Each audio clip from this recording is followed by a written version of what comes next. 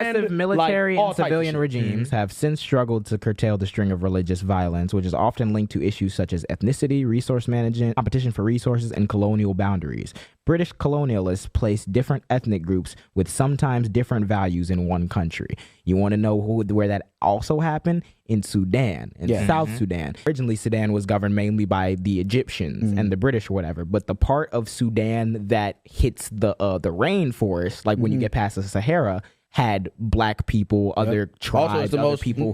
Resource rich part. Yeah, that's a whole different culture, whole different like circumstance that these people lived in. But the British government, when they colonized it, didn't give a fuck. They drew the line and was like, y'all all part of one country. So that created decades of conflict between South Sudan and Sudan, which is why they broke off eventually. And there's still a bunch of violence because that's what colonialism do. You touch down in a place, don't know nothing about the people at the place, and said y'all all in one place now, and wonder why these niggas beefing for centuries. Because that's not how it be. These niggas had all peoples before those lines were drawn. If Nikki gave a flying fuck about any issue that they pretend to give a fuck about, you'd start there. But if you started there and call into question Donald Trump and the entire American, they don't do that. They don't do that. No, it's a culture point. It's a culture point. Hey, Christians, I'm woke. I know what you're talking about. Let me. You're bullshit. The reason why I react the way I do sometimes is because it pisses me off that these niggas will type out a thing on Twitter and create a whole media storm, and I could sit down and look up this shit and be like, it's a little bit more complicated than they leading off, and no one gives a fuck about that because I am famous, therefore I know everything about everything.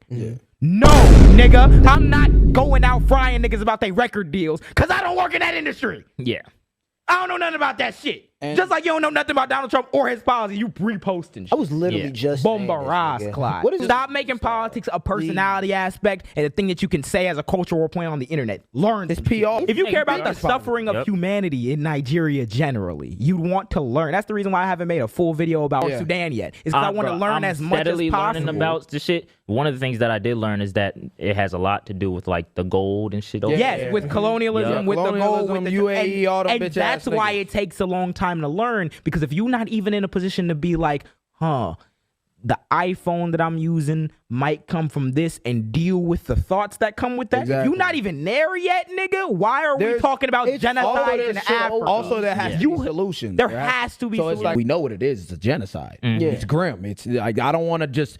And I'm not going to be the nigga that's like, oh my God, don't go to work, boycott Google, never go to Dubai. Nigga, half y'all niggas can't get eggs. We weren't going to Dubai anyway. Dubai's the last. I was going to say, we weren't going to Dubai anyway, so there has to be different steps and things that we can do to help.